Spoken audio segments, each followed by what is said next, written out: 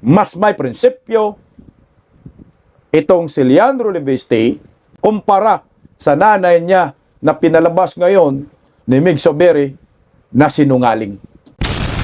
Zubiri, kumanta at lumabas na si Loren Legarda ang sinungaling. Patay kayo diha, oh. Bakit pa kasi ayaw nyo magsabi ng katotohanan kung paano po ninyo niloko ang maraming Pilipino? Anak ng kagwang, pati ba naman yan sa posisyon ng Senate President ay inyong inililihim ang mga masamang plano ho ninyo. At kaming mga Pilipino ay pinaglalaruan lang ho ninyo na para bang nasa noon time show tayo ng Eat Bulaga. Oh, ito, medyo magkaroon na po tayo ng linaw dito kung sino po talaga ang nagsasabi ng totoo sa tatlong buplaks na ito. Tatlong mga tuta ni Bungit dyan sa Senado. Si Loren Legarda ba? Si Tuta Soto, si Mig Zubiri. Ito po ay nagugat nga ho sa naunsyaming kudita sa mga nakaraang araw. At ang sinabi nga ho ng ni Tuta Soto, wala daw term sharing. Ito daw ay pinagplanuhan talaga, plano nila na maging Senate President itong si Loren Legarda. Kagahapon po nagpa-interview si Loren Legarda, lumabas na hindi niya alam, wala siyang ideya sa mga sinasabi ni Tuta Soto. At ngayon meron po tayong naaninag na video na inamin po ni Mig Zubiri na alam ni Loren Legarda ang mga plano ho na gawin siyang pinakaunang Senate President na babae sa kasaysayan ng ating bansa, anak ng kagwang. Sino ba talaga ang nagsasabi ng totoo? At sino ba ang mga sinungaling sa tatlong ito? Magandang, pag-usapan rin po natin pala si Leandro Leviste kasi ang layo talaga ni Loren Legarda kay Leandro Leviste. Yung kanyang sabi niya, ilalabas niya ang mga ebidensya sa tamang panahon. Magandang tanghali po sa ating lahat. Palike po muna, pa-share, pa-subscribe. Pakipindot po ang inyong notification bell upang lagi po tayong updated sa ating mga video. At suportahan po natin ang Bisdak Historiador, pangalawang YouTube channel ko po yan. Okay. So, ang sentro natin ngayon, itong mga kasinungalingan ng tatlong senador na ito. Si Tuta Soto, si Mig Zubiri, si Legarda. Sino ba yung pinakasinungaling sa kanila? Yan yung pag-uusapan natin. Okay. Unahin po muna natin pakinggan itong balitang ito kasi kailangan mai-guide po tayo. Ano ba talaga itong kababalagan na gustong mangyari ng mga senador sa pamumuno ng taga-Eat Bulaga na si Tuta Soto. Pakinggan po natin. Napigilan naman ng mayorya pagtatangkang palitan si Senator Tito Soto bilang Senate President. Pero pinaplano na raw na iupo bilang leader ng Senado si Senator Loren Legarda. Live mula sa TV5 Media Center, nangunguna sa balita si News 5 Senate Correspondent Mayan Los Baños. Mayan, anong mangyayari sa liderato ng Senado matapos mapigilan tong kudeta? Yes, Shiggy. Itinanggi mismo ni Senate President Tito Soto na magkakaroon ng term sharing kaugnay sa liderato ng Senado.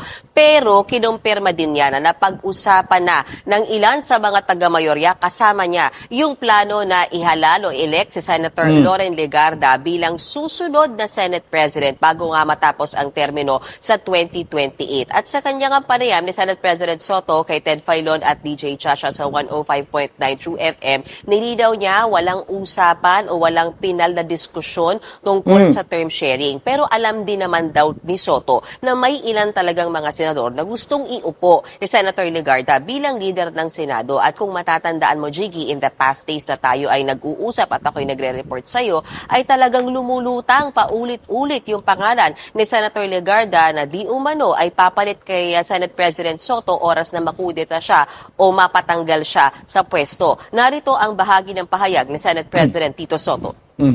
Gusto nila magkaroon ng first woman Senate President. Sige, gawin natin. We plan to make her Senate President towards the end. end of her term. Towards the end the of the 20th Congress. May mga gusto mag-upo sa kanya, lalo na members ng minority. Parang kumbaga sana, parang mga tang-in-cheek ni Subiri. Tang-in-check ni Subiri pala yung sinabi ni Tuta Soto. Kung ako naman po minority leader, sabi ni Tuta Soto na gusto nilang may maiupo na Senate President na babae, si Loren Legarda daw gusto nila.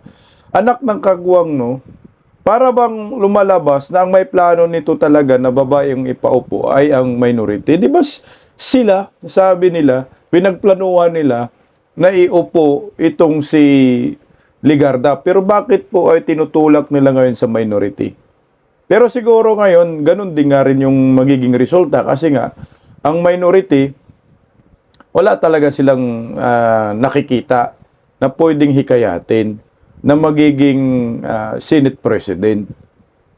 Hindi nila naninag itong si Pia Cayetano. Siguro, ang inisip nila, pag si Pia Cayetano, baka magkaroon ng hindi magandang impression na inalok nila. Kasi nga naman, ang minority leader ay Cayetano. So, hindi nila nilapitan si Pia. So, ang ginawa nilang estratehiya, lumapit sila kay Legarda para dagdag bilang din. Para tuluyang mapatalsik si Tito Soto. Kaso ang problema nga, hindi ganun ang kinahinatnan. Talagang nahilot ng todo ni Subiri at ni Tuta Soto na huwag tanggapin ang posisyon na iyan. Sa ngayon, pinapalabas nila na plano talaga. Pero itinanggi ni Loren Legarda, wala akong ideya. Sige nga, tuloy. At may kinumpirma na ba ni Senator Legarda na siya ang susunod na Senate President? Tingnan mo. Wala, Jiggy. Walang pagkumpirma at ang sagot lamang sa atin ni Senator Loren Legarda nung habulin natin siya para sa interview kanina, wala siyang ideya doon sa usapan o plano ng mayorya na ihalal siya bilang next Senate President. Hindi raw yan ang napag-usapan sa kanilang caucus ng ilan sa mga miyembro ng mayorya, kundi ang napag-usapan daw dyan ay yung laman nga nitong kontrobersyal na draft partial committee report ng Blue Ribbon Committee kaugnay nga sa flood control scandal. Matipid, Jiggy, yung sagot sa atin ni Senator Legarda kahit paulit-ulit natin siyang tinatanong tungkol dito sa issue ng Senate presidency. Stop muna tayo doon, no? Baka makalimutan ko yung isabi ko. Magkakatumatanda na tayo. Napakalaking contradiction, no? Yung pahayag ni Legarda at pahayag ni Tito Soto. Kung kay Tito Soto naman, ang sinabi niya, yung pinaka-main problem daw talaga, kaya nagkaroon ng planong na patalsikin siya, ay dahil doon daw sa ginawa nila kay Senator Amy Marcos. Diba sabi ni Tuta Soto, ito yung pinaka-main issue.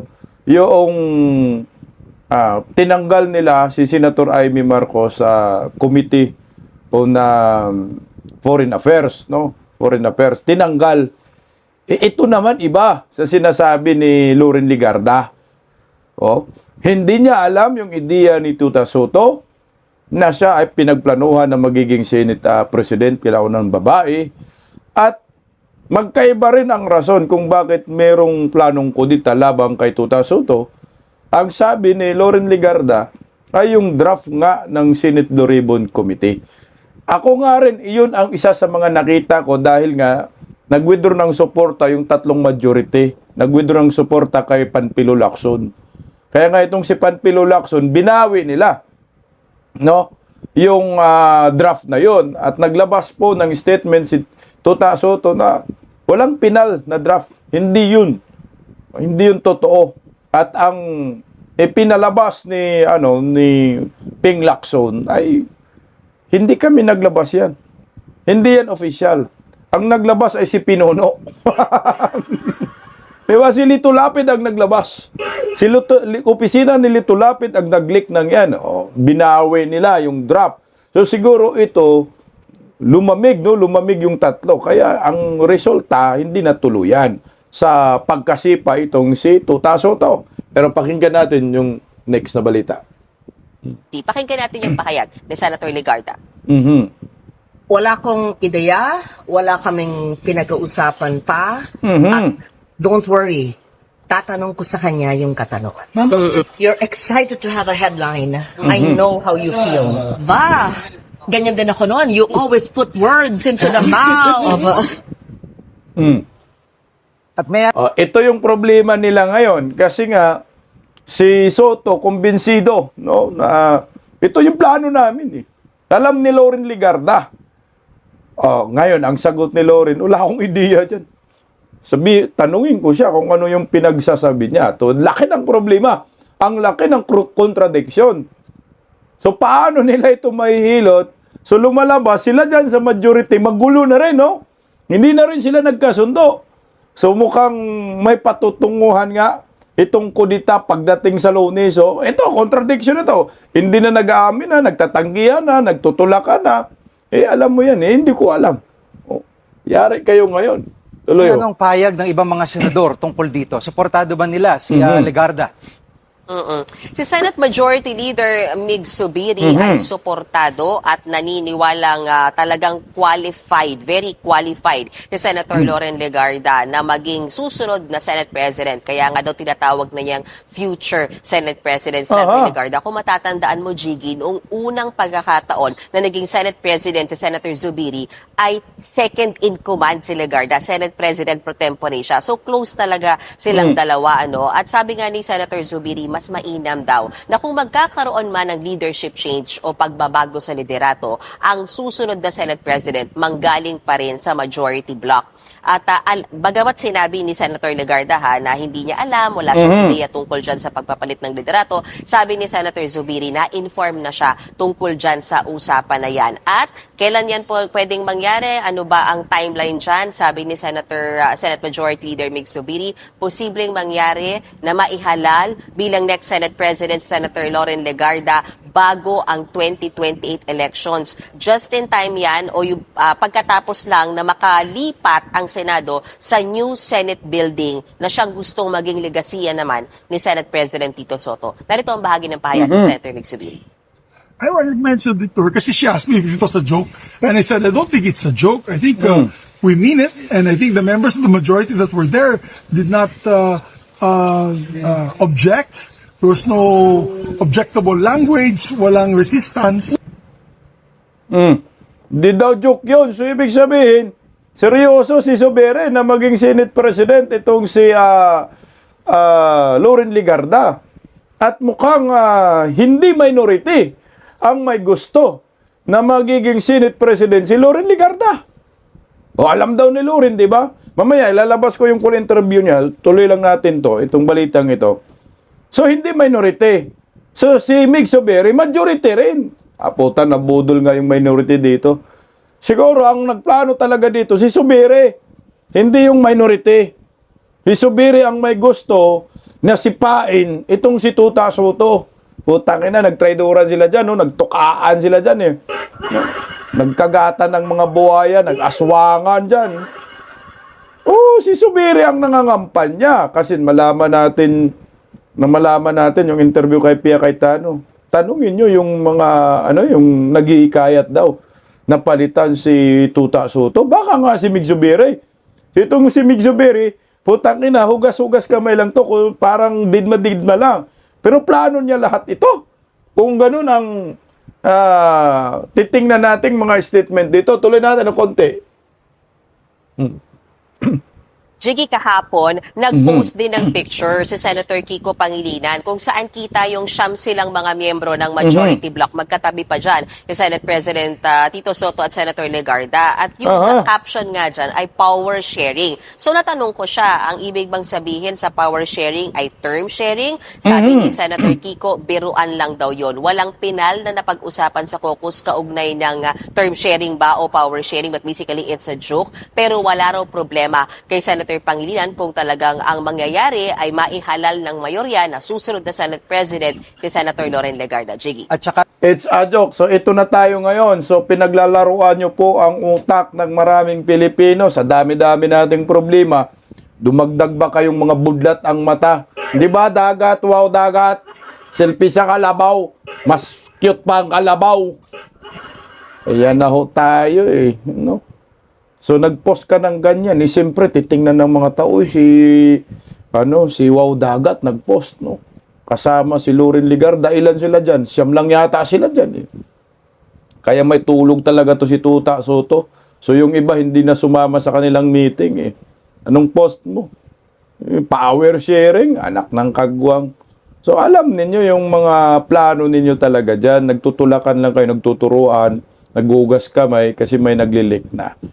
Wala naman tayong problema dyan. Kung palitan nyo si Tuta Soto, gusto nga ng taong bayan yan eh. Pero ang question natin, gaano ba katotoo itong mga pahayag ng majority leader na tila bang tinuturo ngayon ang minority na sila ang may gusto na sipain si Tuta Soto. Siguro ang minority gustong-gusto na talaga palitan kasi nga pumirma sila, di siyam sila eh. Pero ang tanong lang naman natin dito, sino yung may pasimuno? Sino yung may utak? Kasi ang nakikita ko dito, si Mig Zubiri. Tuloy oh. kami reading between the lines, si Tito Sen, sinasabi niya na towards the end of 20th Congress, isang implication. Pangalawa, si Senator Loren, nung hinabol-habol ninyo, parang walang ka-stress-stress, relax na relax. Pangatlo, walang kumukontra kay Zubiri. At ang tanong na lang ay itong majority, talaga bang solid na solid dito sa kanilang magiging desisyon?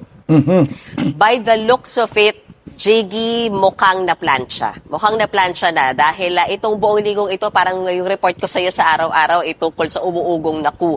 But so far, tama ka sa observation mo. Mukhang naplansya na dahil ang sabi nga ni Senate President Soto, kung merong sure sa mga panahong ito, yan ay yung suporta pa rin ng 15 senador sa kanya. Meaning, majority of the senators still support him as the leader of the Senate. Wala pa raw lumalapit kay Senate President Soto na may dokumento at nagsasabi na may sapat silang numero para pababain siya sa pwesto. So ilan ba yung kailangan? 13 senators para siya ay 13 senators or more para mapatalsik o para matuloy ang isang kudeta. Pero ikinuwento rin ni Senate President Soto na kahapon habang pinakamalakas talaga yung ugong ng kudeta ay nakausap niya yung ilang miyembro ng minority bloc bagamat hindi na niya pinangalanan kung sino yung mga yan. At ang ilan nga raw sa mga reklamo ay yung direksyon na tinatahak ng Senate Blue Ribbon Committee. Dahil kung matatandaan mo, Jiggy, kasama doon sa rekomendasyon ng draft partial report, committee report ng Blue Ribbon ay yung pagpapakaso nga sa ilan sa mga present at former na mga mambabatas. Kasama na dyan yung 3 senador mula sa minorya. At yan ay sila Senator Chis Escudero, Senator Joel Villanueva, Senator Jinggoy Estrada. Isa pa raw sa inirereklamo ng minority bloc, mainit din sila dyan, ay nung pinalitan bilang chairman ng Senate Committee on Foreign Relations si Senator Amy Marcos. Putya, yun ang sinasabi ni Tito Soto, Senator Amy Marcos, pero iba yung sinasabi ni Loren Legarda. Pag tinignan mo po yung minority at saka majority, pareho may mga traidor dyan. Oh. Pag tinignan mo sa minority, nakikita kong traidor, alam mo sino? Si Amy. Kasi sabi ni Tuta Soto, lilipat si Amy sa majority. So ito yung isa sa nakita ko traidor. Di na natin na pinagkakataka kung gawin niya ni Amy dahil ang lahi nila, Marcos, traidor talaga yan.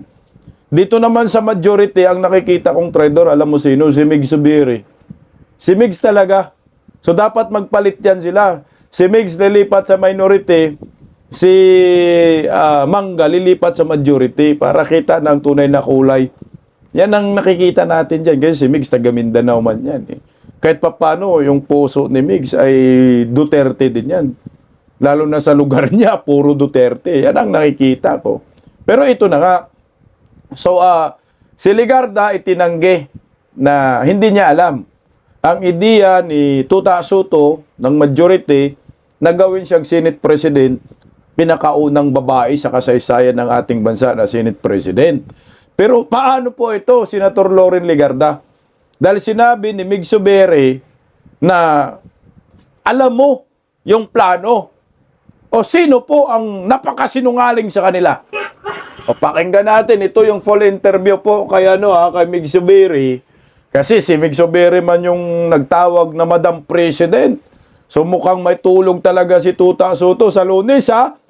Patay ka, Tuta ka. Sige, pakinggan muna natin to. Hindi, alam mo, sabi ko nga, ako, kampi ako palagi kay Madam Lauren because, you know, we're partners here. She was my Senate President pro tem in my first term as Senate President noong 19th Congress.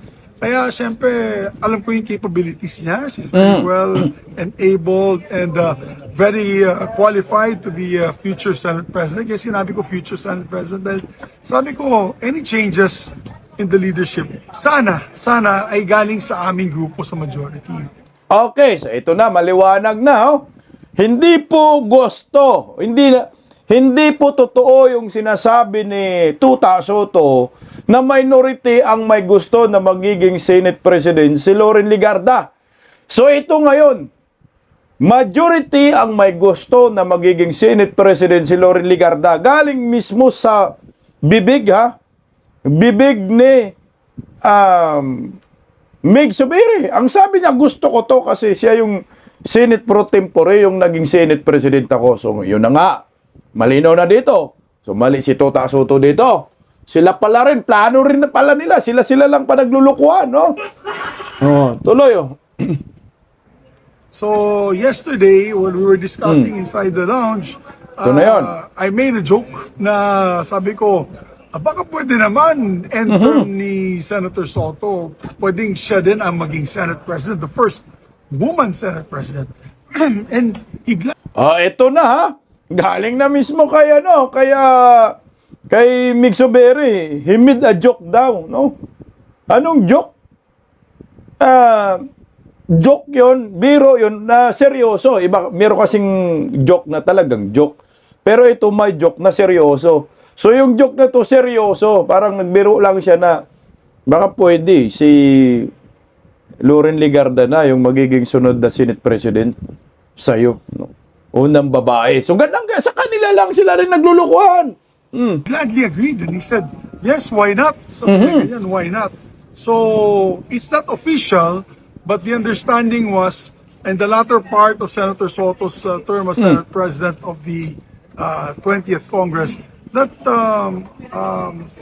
we will elect the first woman Senate President in the history of this Congress. So, and I believe he has confirmed that with several of you guys, and I think it's an exciting time. Better that way, so that the majority remains solidly behind each other. Okay, so nagkasundo sila, no? Pareho sila nag-agree sa joke niya na magiging Senate President si Loren Legarda, pinakaunang babae sa kasaysayan. Nagkasundo sila. Sino yung nandoon? Ito. Isa-isahin natin. J.B. Ejercito, Gatchalian, Bam Aquino, Hontiveros, Kiko Pangilinan, Loren Legarda, Tito Soto, Mig Zubiri, Ping Lacson, siyam sila doon na nag-uusap, siyam sila na nagbi-meeting. Patay kayo, tagilid kayo dyan, ha, siyam, ha? May traitor pa dyan. Sa siyam. Walang bilang ka, Tuta Soto. Okay, nagkasundo. Tuloy. The majority. But it is not a formal term sharing agreement. No, wala naman formal term sharing, but there's already an agreement. Pero can we call it term sharing, sir? Hindi niya po pinaalam or sabi niya kasi hindi niya alam eh. Siyempre, she has to be humble. Hindi naman pwede sabihin na mangyari yun. But she knows. Yes, She was informed. I mentioned it to her kasi she asked me if it was a joke. And I said, I don't think it's a joke. I think we mean it. And I think the members of the majority that were there did not object There was no objectable language, walang resistance. When was she informed? Yesterday. Oh, tingnan mo, alam mo, Loren. Anak ka ng abuti ka, sinungaling ka, Loren Ligarda ka. Wala na, ito na nga ho yung ito na nga ho yung problema natin. Talagang hila na lang yung mga kongresista, mga politiko na hindi sinungaling eh. Majority sa politiko, mga sinungaling. Lalo na dyan sa Senado, puro sinungaling. Lalo na dyan sa Kongreso, mga sinungaling. Ay, yan na, lumalabas na sa bibig ni Mig Zubiri. Alam ni Loren Ligarda. Pinagkasunduan namin. So, yung pagtawag niya na Madam President, so hindi yun joke. Totoo yun. Pinag-practice na nila si Loren Ligarda na magiging Senate President. Pero nga, kaya nga sabi ang resulta nga lang, Loren Ligarda, hindi ko alam. Oh, sinong paniwalaan natin sa tatlong itlog? O, si Zubiri, ang totoong nangangampanya na palitan si Tuta Soto. So, I think, kasi ang gusto man ni Zubiri ay galing daw sa majority ang papalit na Senate President kung papalitan si Tuta Soto. So, malamang mag-plan B si Zubiri. Hindi to minority. So, ang ginawa ni Zubiri, si Zubiri yung nakipag-usap sa minority. Suportahan nyo yung plano ko. Siguro, ang minority, ayaw rin naman nila kay Tuta Soto, sumuporta na rin. So, kaso nga lang, failed. Parang ang lumalabas kasi kay Tuta Soto, minority ang gustong mapatalsik siya. Pero, sa nakikita ko, si Mig Zubiri ang gustong mapatalsik si Tuta Soto. So, na-traidor dito si Tuta Soto, no? Kasi siya man, bumaliktad man sila, winidraw man nila yung perma nila sa draft ni Panfilo Lacson na nilik ni Pinuno. Paano to? So, ang nagmaniobra si Mig Zubiri, alam mo, Loren Ligarda. Nagsinungaling si Loren. Yesterday or today lang about that plan. Well, she was there when we talked about it, but I think today, when I mentioned to her that I think the Senate President is seriously looking into that possibility, I think congratulations there in order to hopefully our future first female Senate President. So, Para ano, Putang ina, nandun ka pala talaga, Loren. Nandun nga, siyam sila. Ano ba yan, Loren, ha? Inpi ang datingan, ha? Holy ka na, ayaw mo pang umamin. Anak ng kaguwang talaga. Layo-layo talaga ni Loren Ligarda sa kanyang anak na si Leandro Leviste. Paano ho yan? So, paano po ito resolbahin ng majority? Dahil hindi po tumutugma ang kanilang mga pahayag. So, kanya-kanya po silang statement, hindi synchronize. So, nagbanggaan. So, lumalabas dito, sinungaling si Loren Ligarda. Kasi majority wins man, tama ba? Kung silang tatlo ang ating pagbabasihan, si Mig Zubiri, Tuta Soto, pareho sila ng pahayag. Anong sabi? Gawing pinakaunang Senate President si Loren Ligarda. Pag tinanong mo si Loren Ligarda, ang sabi niya, hindi ko alam. Wala akong ideya. Sabi naman ni Mig Zubiri, hindi, nahihiya lang siguro siya, nagiging humble lang. Ito, kinukongratulate na. Future Senate President. So, kailan yan? So, baka mga, next Monday, no? Ako sa akin, mas pabor talaga na, pabor ito kay Leandro Leviste, na yung nanay niya magiging Senate President. Kasi, mabigat yung laban ni Leandro Pag naging Senate President, si Loren Ligarda, mukhang lalakas ang ipinaglalaban ni Leandro Leviste. Patungkol po dito sa Cabral Files at mga kongresistang kasabwat po sa mga kurakot. Dahil ngayon, under Panfilo Lacson sa Senate Blue Ribbon Committee, wala po talaga silang diniin na kongresista na may kinalaman sa flood control except dito kay Saldico. Na mismo si Martin Romualdez, hindi kaya nilang pangalanan at walang rekomendasyon, nakakasuhan. So baka, pag magiging Senate President, si Loren Legarda, baka masorportahan ni Loren Legarda yung advokasya naman, mga ipinaglalaban ngayon ni Leandro Levisti na anak niya dyan sa Kongreso. Na nagbabala nga ilalabas daw sa tamang panahon ang mga ebidensya patungkol sa kickbacks ng mga kongresista. Malamang kasama ng mga senador dyan. At may banta pa dyan si Leandro Levisti kay Anticler, mga kabisda. Ituloy natin ang kasinungalingan ng mga hinayupak. Oh. Timetable na yan, mga anong months? We're looking at possibly after the transfer to the new building. Which Kasi is when? that's the legacy of Senate President Soto and Senator Ping Lacson was the new building, the new Senate building. So I think the idea is by 2027, I think late 2027, lilipat na tayo sa bagong building. And of course, he will transition to the new building. After which, of course, before the 2028 elections, of course, the good Senator Loren Legarda could sit as Senate President. And actually, I also indicated that I'm willing to step down as Majority Floor Leader and also let my senior Deputy Majority Floor Leader, Senator J.V. Ercito, sit as Majority Floor Leader. And I'll just be... Putang ina, ayan na pala yung pinag-uusapan talaga nila doon. Bolilyaso. So ngayon, kasi maglilipat na sila ng bagong building nila, putang ina, sa Taguig. Sus, ilang bilyon ba yan? Grabe namang building na yan. Senate building. Grabe, may mga hilipad pa dyan eh. 4 na hilipad sa taas ng building ng Senate. Putang ina, kayong mga buhaya kayo, nagpagawa pa talaga kayo para sa inyo. So yung plano nila, pag naglipat na, so bago daw matapos yung 2027, maglilipat na sila. So si Loren Legarda, yun yung magiging pinakaunang Senate President sa bagong building at gagawa sila ng history. Putang ina, malabo na yung mangyari. Para sa akin.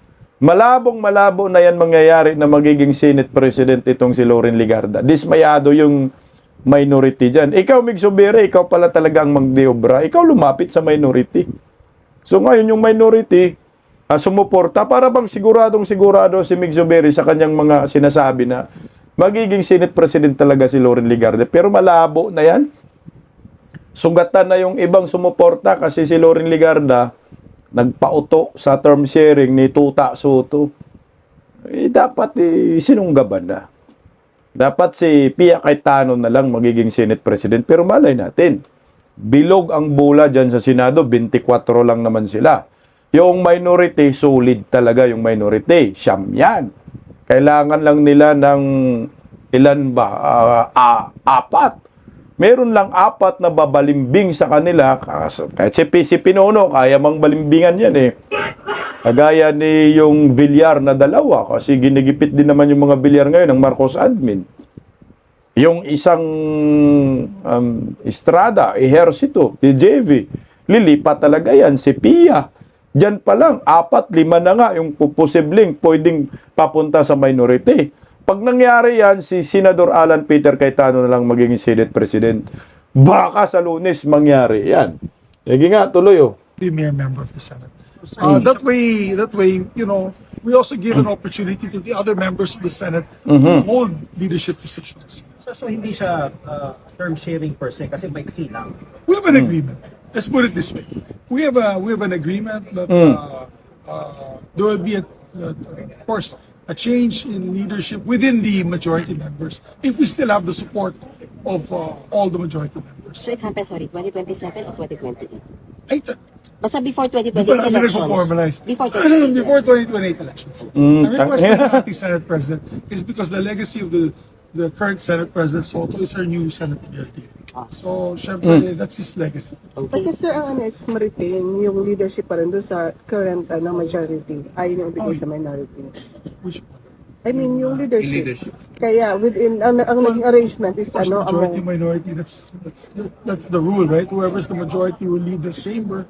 Whoever's the minority will be part of it. Will be the minority, or let's say opposition, but the working minority of the Senate. So sir, ito ang solusyon ninyo para ma-insulate na kayo or maging immune na kayo from any coup. But before I answer, we welcome all members of the minority to join us. We actually encourage more members of the minority to join us. And I think there are some that the Senate President's office already talking to, that's possibly might join us in the Butsangin na, kayong minority, huwag kayong pumayag kasi nga hinihikayat nila na sinabi ni Tito Soto, magkaisa tayo. O, sumama na kayo sa majority kasi ang plano nila, si Tuta Soto, hindi na nila papalitan. At ang sisunod nila papalit, si Loren Legarda. O ngayon, maliwanag na bahala na kayo. Maghimay-himay. Kung sino po yung nagsasabi ng totoo sa tatlong senador na ito, pareho majority. Si Mig Zubiri ba at Tuta Soto na pareho sila, ang gusto nila ay maging pinakaunang babaeng Senate President si Loren Legarda. Pagdating naman kay Loren Legarda, sabi niya wala siyang ideya. So kayo na po maghusga, pero sa akin, kung ako naman minority, hindi ho ako papayag na sasali ako sa majority at hindi po ako papayag na magiging Senate President si Tuta Soto hanggang 2027. Pocha, magbulagaan kayo dyan sa Senado, walang kwentang Senado ang mangyayari pag manatili si Tuta Soto. Palitan mo na yan, Senator Alan Peter Cayetano, magkaisa po kayo dyan sa minority. O ito, pag-usapan natin si Leandro Leveste. Alam mo po, malayong-malayo po itong si Loren Legarda sa kanyang anak. Yung kanyang anak hindi nagmana kay Loren Legarda. Si Leandro Leveste matapang, may paninindigan. Si Leandro Leveste, kakaiba ang direksyon. Si Leandro Leveste gusto niyang mapanagot ang totoong mga kurakot sa gobyerno. Naglabas po ng statement si Leandro Leveste patungkol po sa nangyayari sa kanya. Na kinausap daw si Loren Legarda, yung nanay niya, ng mga kontratista. So, mga sindikato to, no? Na dapat daw ay si Leandro Leveste ay umag-abroad. Kaya siyempre si Leandro, nanay niya na nagsabi na mag-abroad, sumunod siya. Pakinggan natin ito. Kung may bala kayo na hindi tumupad sa pangako nyo kay Senador Loren Legarda, mag-ingat kayo. Bakit? Dahil may babala ang kanyang anak na si Kong Lian Leviste. Nako. Ha? Ang sabi niya, ilalabas ko ang mga ebidensya ng kickbacks sa tamang panahon. So sa English, in due time. Ayan, no? Yan ba? In due time. Hindi ko gusto mag-abroad. Humingi ako ng pahintulot sa Kongreso dahil pinakausapan ako ng aking ina ng ilang representante ng administrasyon na mag-abroad ako. Kaya tuluyan kong ilabas ang ebidensya tungkol sa mga proponents ng maanumalyang DPWH project. Mabigat yan, ha? Higit pa sa Cabral Files, nasa akin ang ebidensyang nagpapakita ng pagtanggap ng kickbacks. Pinayuhan akong hindi pa ngayon ang tamang panahon para ilabas ito. Gayon pa man, nakapaghanda na ako ng video. Nako. Para kahit ano man ang mangyari sa akin, lalabas ang katotohanan. May video na siya, ha? Kapag nailabas ang ebidensyang ito, mauunawaan ninyo kung bakit nila ako inaatake. Dahil sa takot nila sa ilalabas ko. Ngayon man, hindi tayo matitinag sa mga paratang na walang basihan. At lalabas din ang katotohanan sa tamang panahon. At kapag dumating ang panahon iyon, sana maunawaan ninyo kung bakit ako pinayuhan na hindi pa ngayon ang tamang oras upang ilabas ito. Ayun. Umaasa rin ako na magbabahagi ng katotohanan sina dating Yusek Bernardo, Secretary Bonoan, at iba pang kasalukuyan at dating cabinet secretaries at undersecretaries. Ang tamang panahon ay darating kapag ang may alam tungkol sa mga maanumalyang DPWH projects at kung sino ang nakatanggap ng kickbacks ay handa ng magsalita At mangyayari lang ito kung ramdam nila na susuportahan at poprotektahan sila ng taong bayan kapag ibinahagi nila ang katotohanan. Ayun.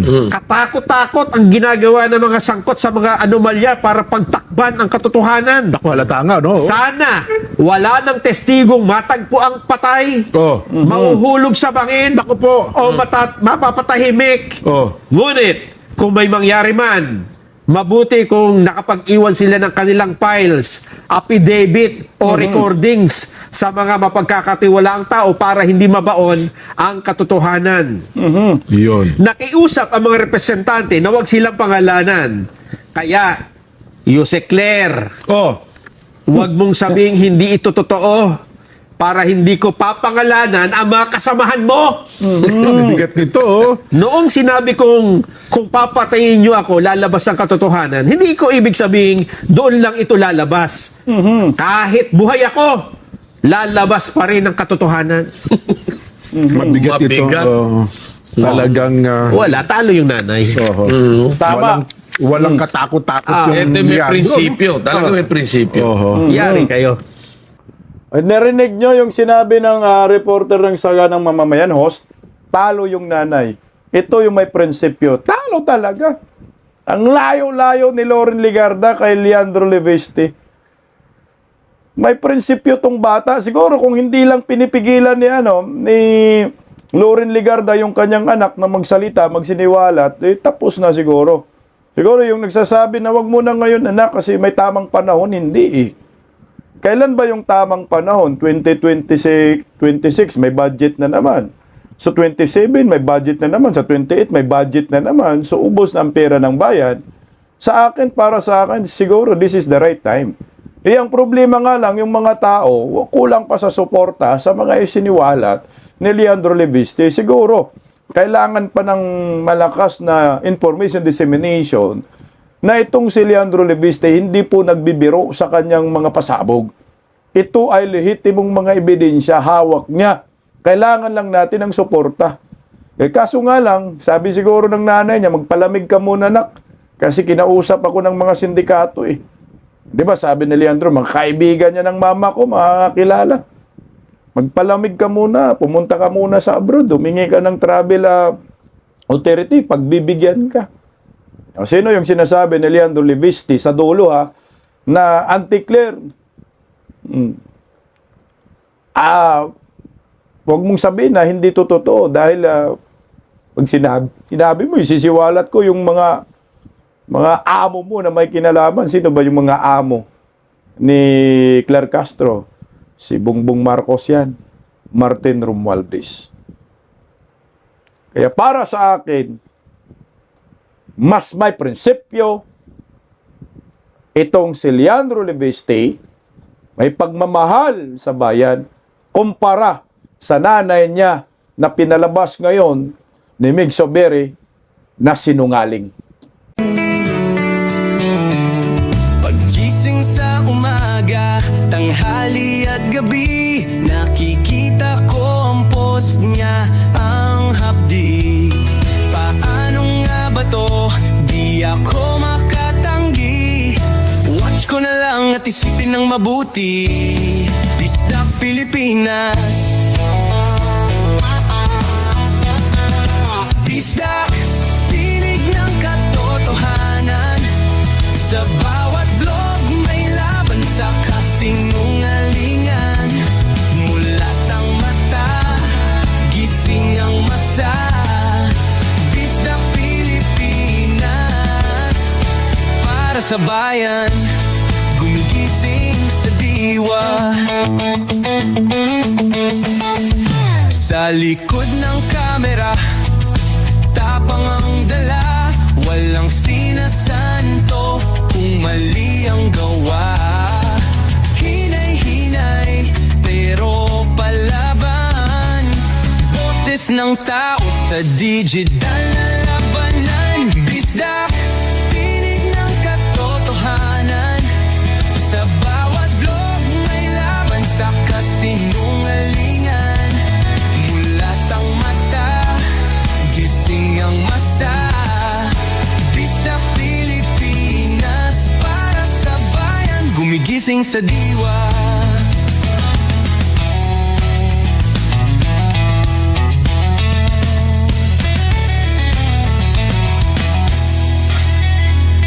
Hindi artista, hindi politiko, pero ang katotohanan, sigaw niya ay buo.